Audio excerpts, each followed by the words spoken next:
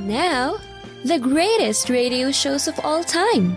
Suspense. The Shadow Node. Washington calling David Harding, counter-spy. Classic radio theater. The Great Gildersleeve. Fibber McGee and Molly. Dragnet.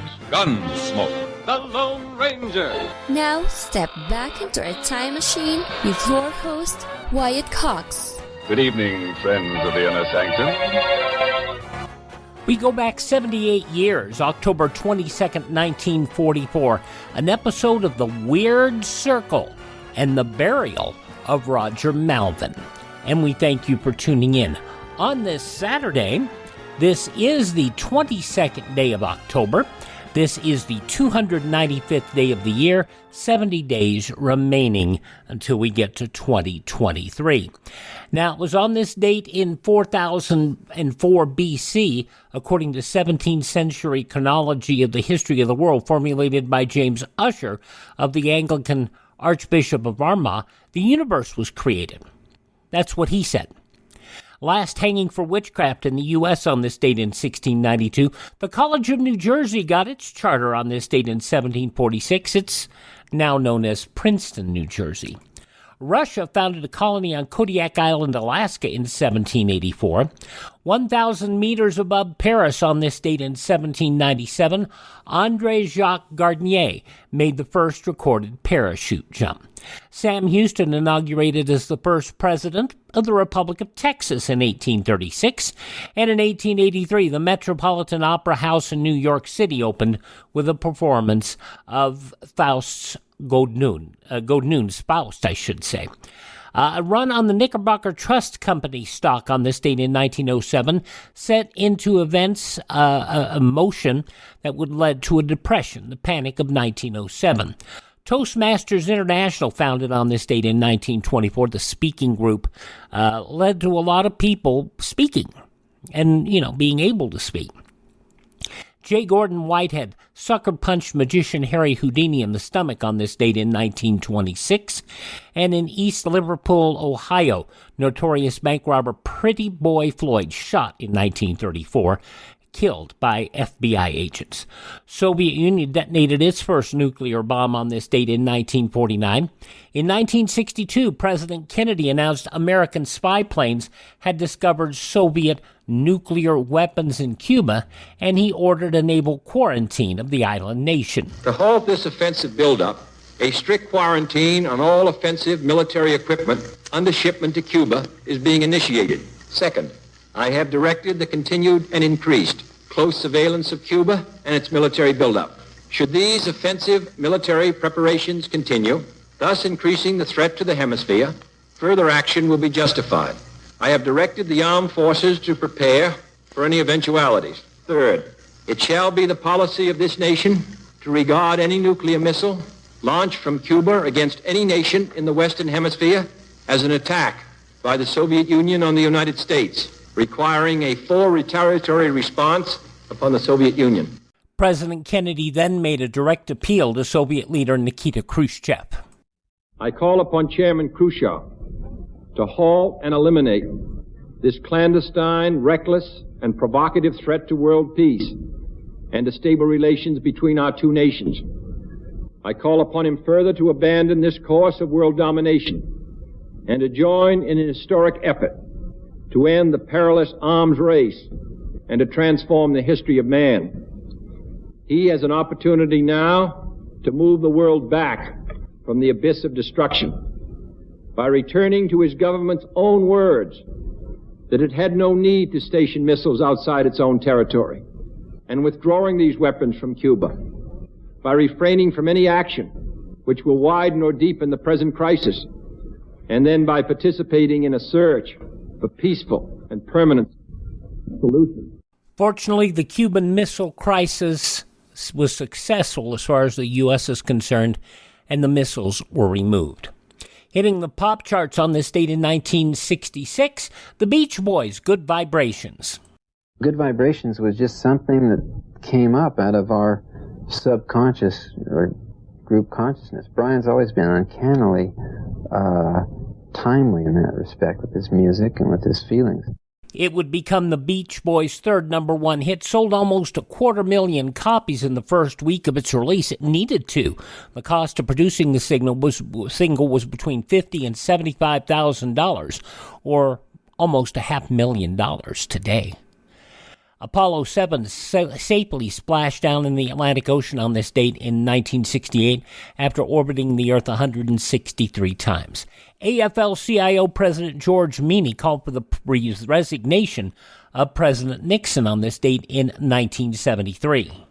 We believe the American people have had enough, more than enough.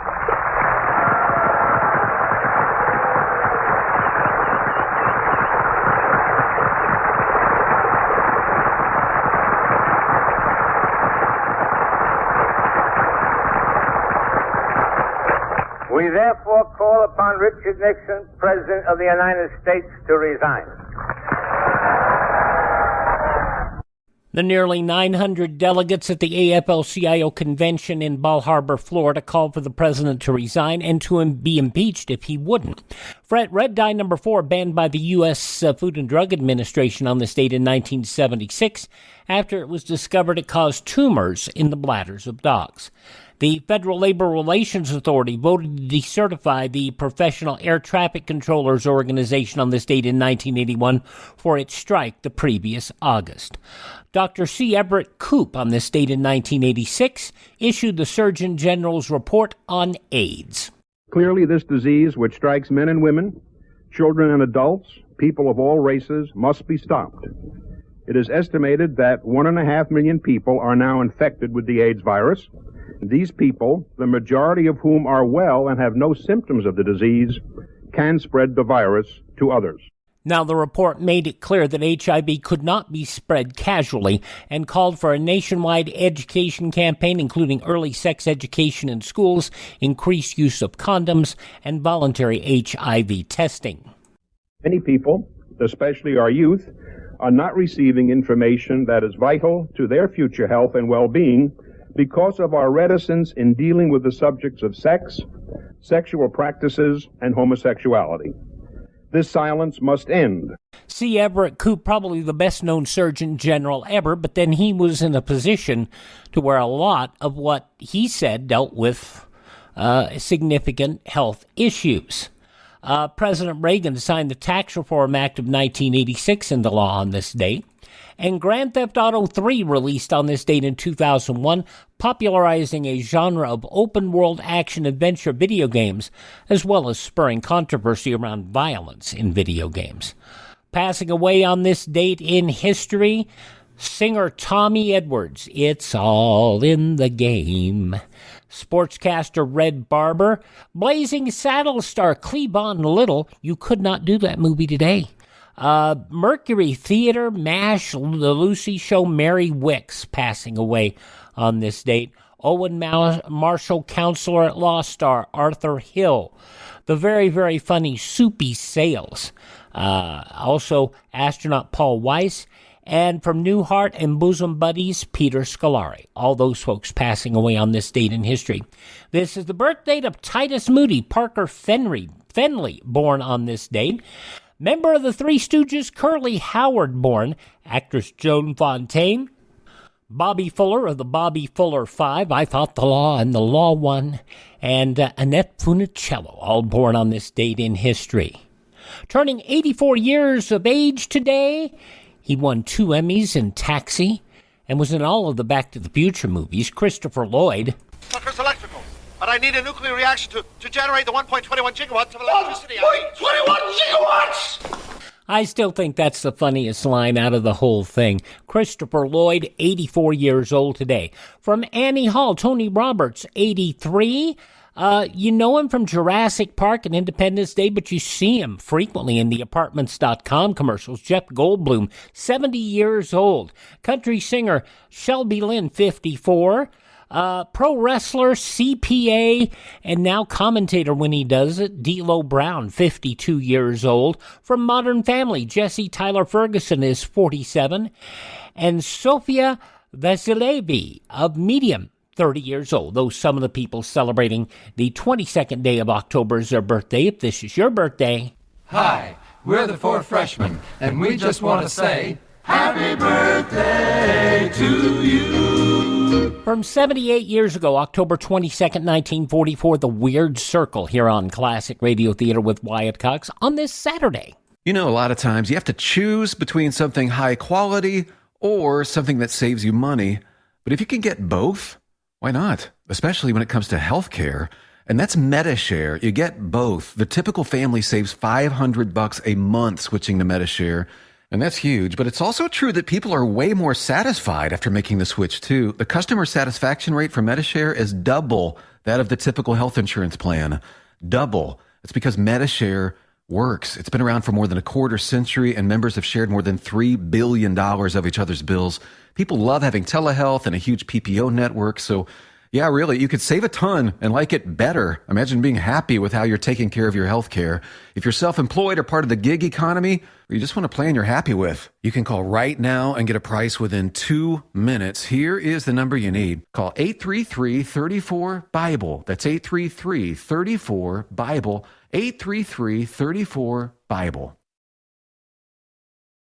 Now on Classic Radio Theater with Wyatt Cox, we go back 78 years, October 22nd, 1944, The Weird Circle.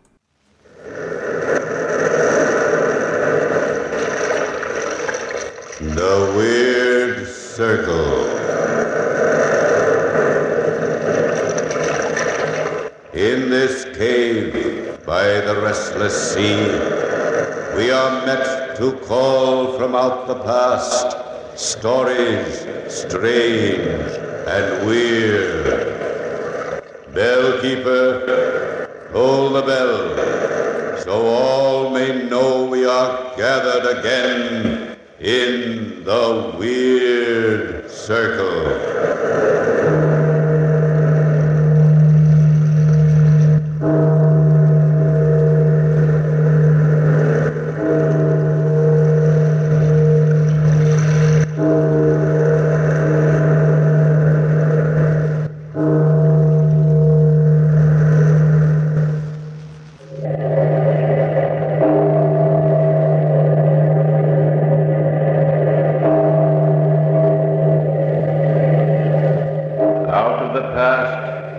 Of a world gone by, speak again the immortal tale, the burial of Roger Malvin.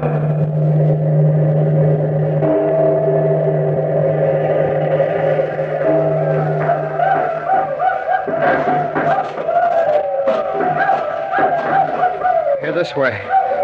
Lean on my shoulder. Now, hurry. I think we've escaped the Redskins. They were 2-1 against us.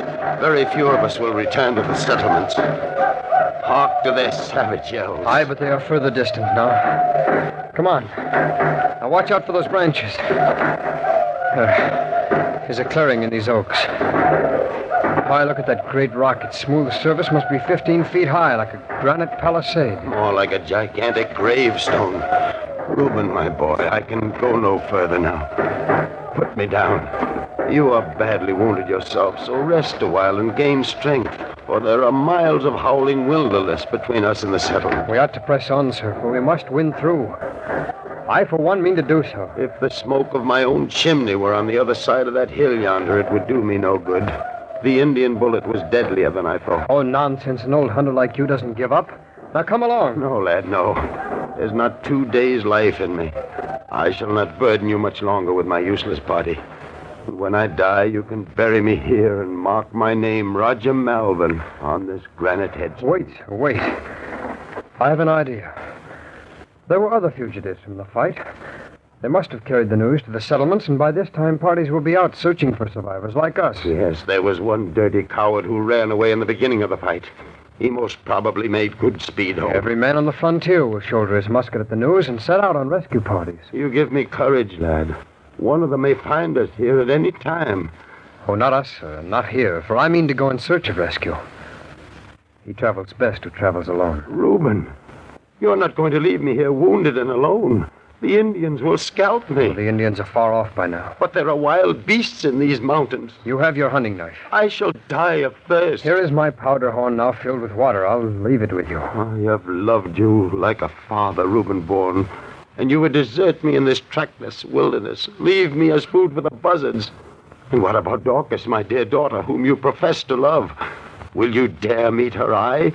She will ask the fate of her father, whose life you promised to defend with your own. Wait, old man. I would give you my life if its sacrifice would do any good. It is the fever that makes you rave so. Listen to me. I'm going for help. I shall return, and with the rescue party. There's no hope for either of us if I stay here with you. And Dorcas would be desolate indeed if neither of us returned. Forgive me, boy. I was thinking only of myself. But you will come back. Of course, of course. See, here are roots and berries that I've gathered, and here is the water.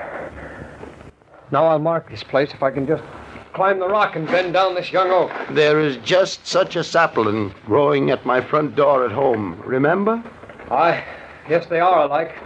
While you are gone, I shall pray to see my own home again. Well, it's done. I've bent it down.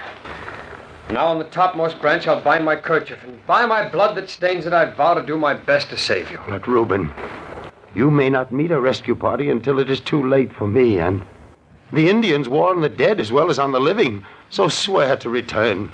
When you are strong again, return to this wild rock and lay my bones in a grave and say a prayer over them. Oh, I do. I most solemnly swear to return, and if it's too late, see that Roger Malvin has a proper Christian burial. It is enough. God speed you. Reuben. Aye? Reuben. What is it? Before you go, raise me. Let me lean against the rock. My face will be turned towards home, and I shall see you a moment longer as you disappear in the forest. There. Now I swept together a bed of these dry leaves. Is that comfortable? Then farewell, sir, till we meet again. One last hand clasp, Reuben. Now go, and go quickly.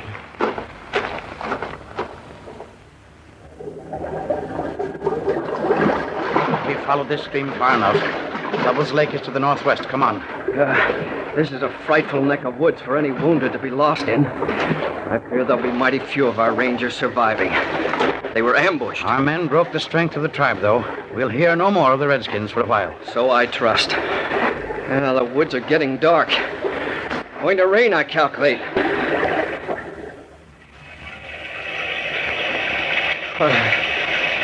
I'm so weak. I keep falling. I must get up. Get up. I'm lost. There's no sun, only this rain. It's so dark. I don't know which way to go. No food. I'll die here. I'll die too, but I'm young and I want to live. Both of us will die alone in this awful solitude. Roger Malvin and I. The buzzards will pluck at our flesh. He said so. Ghastly features of death are grinning at me back of every tree. I said I'd go back to him. But I can't go back. I won't go back.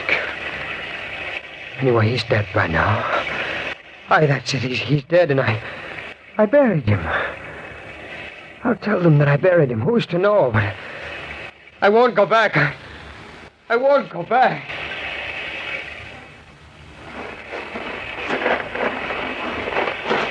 Doctor. Yes? Over there in the ground. It's a ranger. What? Why, it's young Reuben Bourne. He went out from the settlement with Roger Malvin, didn't he? He's lost a lot of blood.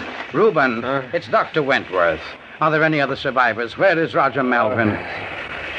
Malvin, back there. Oh, come on. We must go and find him. No! It's no use. He's dead. It's no use. I tell you, he's dead. He's dead. Oh, poor lad. He's fainted. We must carry him. Yes. Now be careful.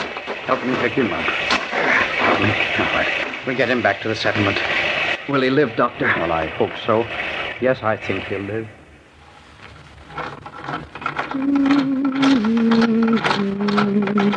Dorcas! Why, Ruth, good morning. I hear they've brought Reuben back here. Yes, last evening. Wasn't it wonderful? But but he's very sick. It's a great task for you, Dorcas, to nurse him back to health. It's my privilege. Has he said anything about my Silas? Or about any of the other men? No. No, not even a word about my father. Dorcas, I'm so afraid. Don't worry. The search parties are still bringing in many of the wounded. But not my good man. Oh, why did we ever come to the frontier? I'm not fit to be a settlement wife. I can only think of Silas in captivity or in death. Now, Ruth, you mustn't talk so. When Reuben is better, he will have news. Is he still out of his head? Yes, he raved about wild beasts. He must mean the Indians. I suppose so. Oh, we're lost! Oh, Ruth, I must go to him. Can't I help? Reuben. What is it, Reuben? I'm here. Find the sapling. I'll get some well water to bathe his head. And drive off those buzzards. There are no buzzards, Reuben, dear. Foxes. Red foxes. I'm thirsty. I'll die of thirst. No, Reuben, you won't die of thirst. Here's some water. You're safe now with me. With Dorcas Malvin. Mel. Scalp the dead. No. Reuben. Dorcas, my child. October 22nd, 1944, The Weird Circle. The news from 78 years ago, and the conclusion follows these messages.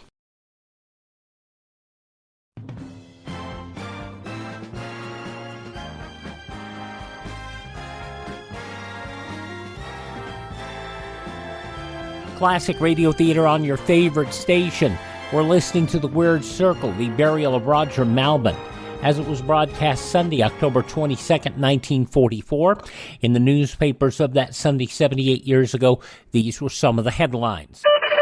President Roosevelt called last night for a world organization with power to compel peace by force if necessary, and declared that American representatives in such an organization must be given congressional authority to act. The president said, "Put this proposition any way you will. It is bound to come out the same way. We either work with the other great nations, or we might someday wind up having to fight them." As the death toll in Cleveland's greatest fire soared to at least 83 last night, the cause of mysterious blast which converted the Eastern Ohio Gas Company's liquid gas tanks into giant lethal flamethrowers apparently locked in smoldering ruins. The number of fatalities mounted sharply from a late-day total of 73, as police reported finding 8 bodies in one small structure near the plant and 2 others behind a nearby fallen wall.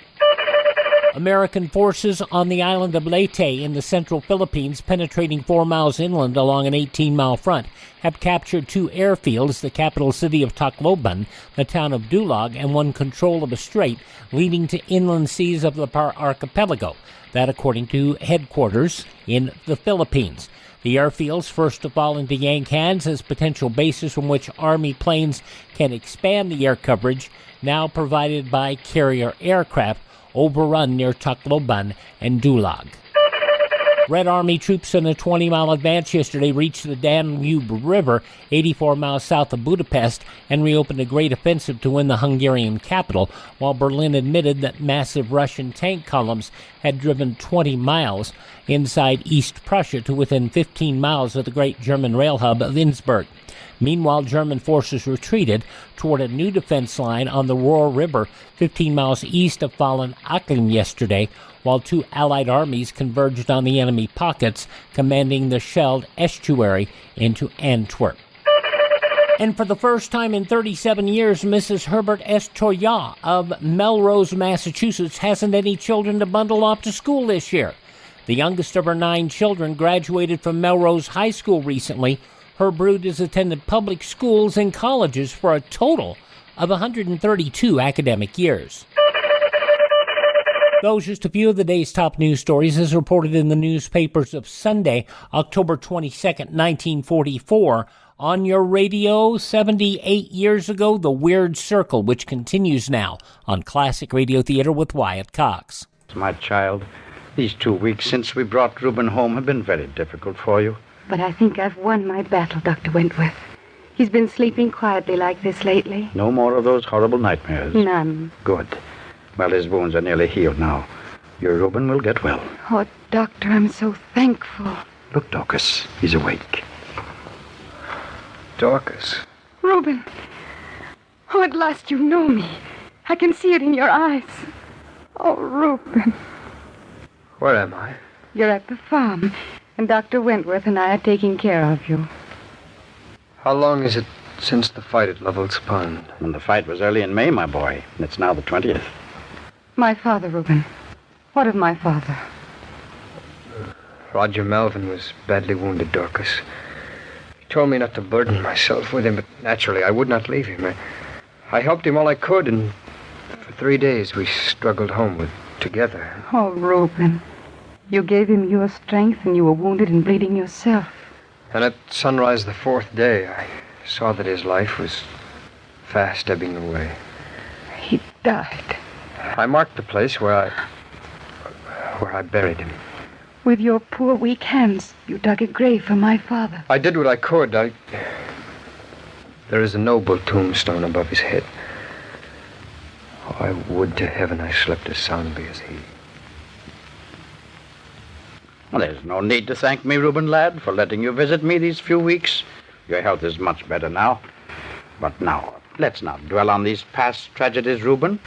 You have your own life to live, and a mighty life it'll be when you're married to our sweet Dorcas. And you approve of her choice? With all my heart. And I know that this marriage was the great wish of my old friend, Roger Malvin. I'm not sure of that. What have I to offer, Dorcas, except my love? Your stout heart and strong shoulders will be badly needed on the farm. Roger's properties are about the largest and most prosperous in the colony. You two can work out a marvelous future. There he is, Ruth, sitting out in the sun with Dr. Wentworth. My husband-to-be. Oh, he's so handsome, and he looks so well. He is well. Aren't you, Reuben, dear? Oh, Dorcas, my sweet. Oh, come and join us, girls. Hello, Mistress Ruth and Dorcas. You're a picture to the eye. Oh, Doctor. We were just saying how healthy you look, Reuben. Well, how can I help it? How can I help but be well after the wonderful nursing that Dorcas gave me? But you've been through so much, wounded and exhausted. Why, you dug a grave Ruth, and please. No more of that. Why, everyone says it was so good of you to risk your own life to save Mr. Malvin from dying alone and unburied. Will you stop? Oh, Reuben. Now, easy, young fellow. Oh, I know that these memories distress you, but take it easy. Come, Mistress Ruth. I think that you and I can leave this future bride and groom alone, eh? Oh, yes, Doctor. He certainly is modest about his bravery. Ruth didn't mean to annoy you, Reuben. Dear one, I'm sorry I grew angry, but I hate to talk of your father. I don't quite understand why, Reuben, but I shall try to remember. Let me see you smile. That's it. Are you excited about the wedding? Oh, it's so wonderful. 2 days from now, I'll be your wife. Dorcas Bourne. Or better still, Mistress Reuben Bourne. Oh, Dorcas. Oh, there she is with Dr. Wentworth. Oh, yes, she looks lovely. And so happy. Oh, there's Reuben. He's taken her hand. Shh. Elder Perkins is starting the service. Reuben Bourne, do you take this woman, Dorcas Malvin, to be your wedded wife? I do. Do you solemnly swear to love and to cherish her, honor and keep her, in sickness and in health? Reuben Bourne. Reuben Bourne. Do you solemnly swear? Solemnly swear. Who spoke? Reuben, what is it? What's happened? He's white as death. I'm waiting, my son. Do you swear? Reuben Bourne, you made me a sacred promise. Can you keep this vow? Reuben, please answer. I do. I do solemnly swear. And the conclusion of the Weird Circle from 78 years ago, October 22nd, 1944, when Classic Radio Theater with Wyatt Cox continues on this Saturday. Sunday's Classic Radio Theater with Wyatt Cox, Harold Perry, The Great Gildersleeve, from 76 years ago, October 23rd, 1946. Things are tough in the Gildersleeve household, so bad that Gildy's going to ask for a raise and Leroy's out selling newspapers. That's on Sunday's Classic Radio Theater. But now the conclusion of the Weird Circle, The Burial of Roger Malvin, October 22nd, 1944. No, Dr. Wentworth, I cannot intercede again for Reuben Bourne. My conscience will not allow it. For in all these years, he has broken every law of the Governor's Council. Yes, I know that every man's hand is against him, Elder. What possesses him to behave as he does? Some evil spirit. Ever since the day I married him to Dorcas Malvin, he has been as a man possessed. Oh, no, Elder Perkins. Reuben is not possessed. He was badly wounded. That was 18 years ago, Ruth Whitman. I think Ruth is right, Elder. He's still a sick man. His soul is sick. He has squandered his heritage, neglected his land. I'll admit that his farm is hopelessly run down. It yields less and less every year. And now this dreadful fine, 200 pounds. It will ruin them. They'll lose the farm. He should have thought of that when he refused to give his trees for the masting of the king's ships. Reuben Bourne has brought this just punishment upon himself. There's nothing I can do. In pity's name, Elder, what of Dorcas and that fine boy of theirs? Cyrus Bourne is 17 now, with all his life before him. He should be given another chance. I'm sorry, Doctor. I cannot intercede another time for Reuben Bourne. You understand, I'm sure. I bid you both good day. Good day, Elder. Good day, Elder. Oh, Dr. Wentworth, I can't bear to have Dorcas know. It'll break her heart. And I don't relish the task of telling young Cyrus. He's in there in my library, waiting to hear the news. I shall have to call him. No need, sir. I couldn't help overhearing. So Elder Perkins' godly conscience won't let him help us. Well, I guess old Stony Heart is within his rights. Father is a bit high-handed in his dealings. You were a good lad, Cyrus, to take it with a smile. You know, you remind me of your father when he was your age. My father? Smiling? Yes, he was always happy and cheerful until he came back from that expedition against the Indians. I think Cyrus is more like Roger Malvin. That's what Mother says, Mistress Whitman. She loves to talk about Grandfather. Ever since I was a baby, she's told me the story of his death and how brave Father was to stay with him and bury him and all that. We call it our secret because we never dare speak of it to Father. He never mentions your grandfather, does he, Cyrus? No, sir. And if anyone else does, he flies into a rage and shuts himself in his room. Battling with some demon of his imagination. I never understood it. It's very frightening sometimes, sir. I remember so well one day when I was 6 or 7 years old. What happened, Cyrus? I was playing on the rocks near the porch of our house. Mother was churning. I remember having fallen, cutting my arm pretty badly. Cyrus, darling, come here to Mother. Oh, why, that is a pretty big cut.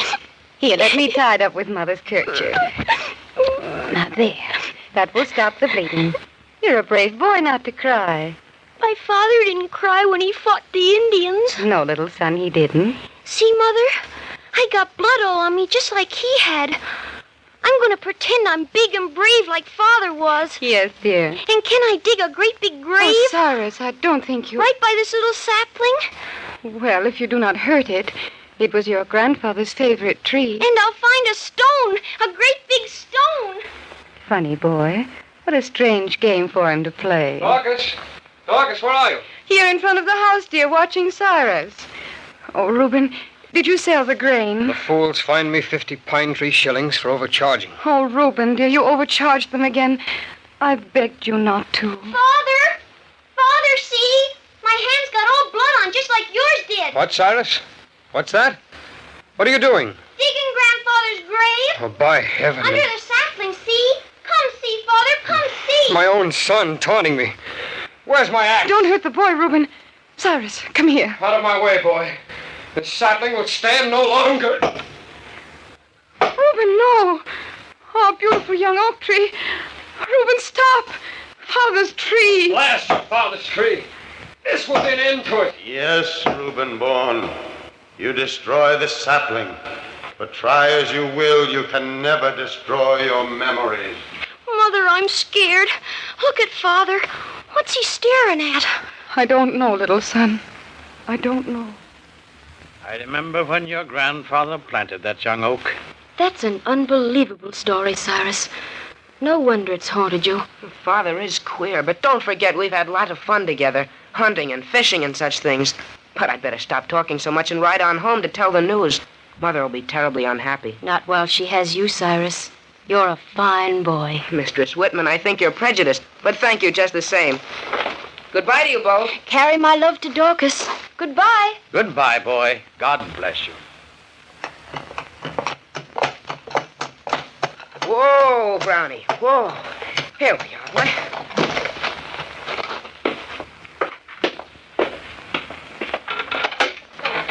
Father! Mother! I'm back. It's Cyrus, Reuben. Oh, what news? Cyrus, what news? What did the great governor's council say? No hope, Father.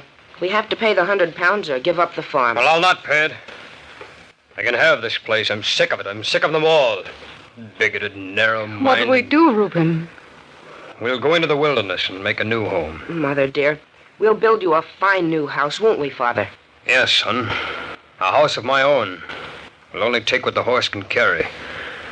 As for the rest, the council can have it and welcome. Good riddance to the Malvin farm, say I.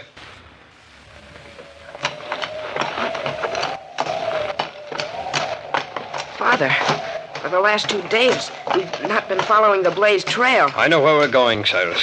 Yes, sir, but I mean the new grants lie due west. I know they do. I can show you the trail. You're a good woodsman, son, but I shall show you the way. I know where we're going. We're heading too far now. Enough! Do you object? No. Our journey will be longer and more exciting this way. Look, Reuben, wouldn't this be a good place to make camp? By this stream. And see, that fallen log can be our dining table. I think you're right, Dorcas. And there's plenty of dry wood for our fire. Well, I'll gather the wood. You two had better hunt some game for our supper. I'll bring you some partridge and wild turkey and maybe a deer. My brave young hunter. But don't go too far from camp. Coming, Father? Aye, son. Reuben, wait just a minute. Aye, what is it? I wonder if you remember that this is the 12th of May. And what if it is? You don't remember. 18 years ago on this day, and somewhere in this very forest, you buried my father. Well, this is too much. I don't mean to vex you, Reuben. But this wilderness brings back memories that for some reason you will never talk about. Dorcas, for the last time, will you please stop talking of your father and of his death? Yes, of course, Reuben. But I did so hope you remembered. Come back as soon as you can, and good hunting, Reuben.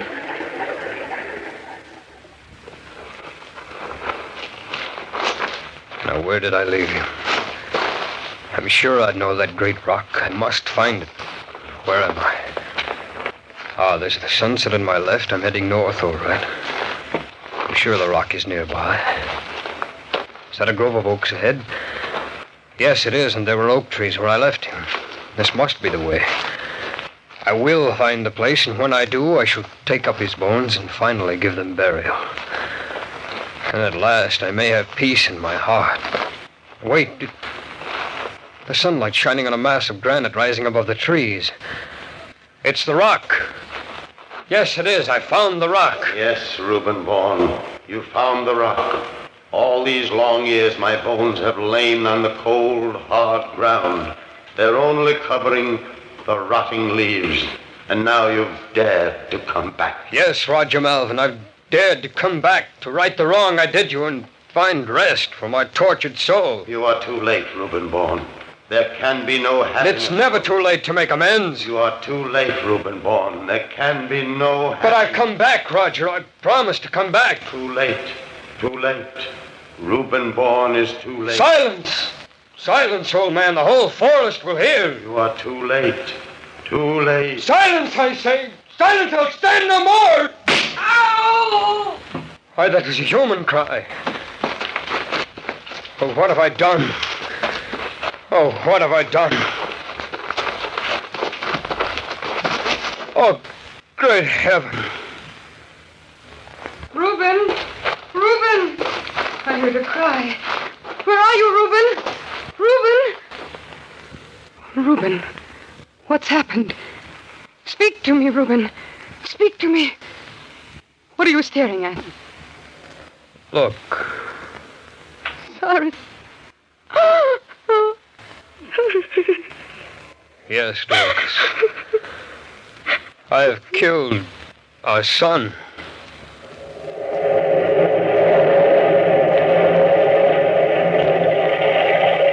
From From the time-worn pages of the past, we have brought you the immortal tale, The Burial of Roger Malvin.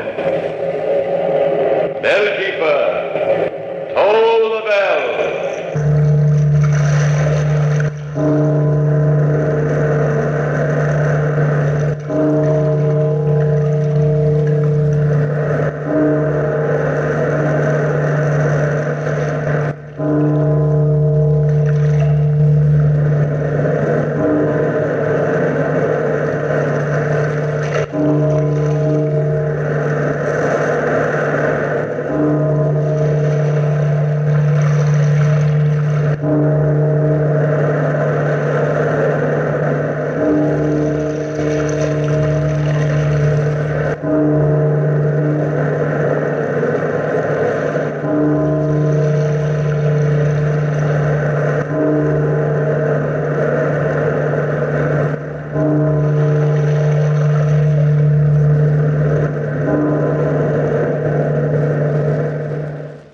October 22nd, 1944, The Weird Circle on Classic Radio Theater with Wyatt Cox. These shows are all weird, aren't they? Yeah. Thanks for tuning in today. Thanks for making us a part of your Saturday. And please thank this station. Support their advertisers. It's because of them that we're here for you each and every Saturday here on your favorite station. Now, if you miss a day, you don't have to miss a show. And you can always find our shows on demand at classicradio.stream. Stream our shows to learn more about classic radio collecting. You can contact me there. You can find links, places where you can download our shows. You can also find our social media links. And most importantly, you can buy me a coffee. That buy me a coffee money goes toward us acquiring additional classic radio collections. And you can find all of that at classicradio.stream. Have a great Saturday. Tell your friends great radio shows are right here at this spot on the dial. Classic Radio Theater with Wyatt Cox on your favorite station.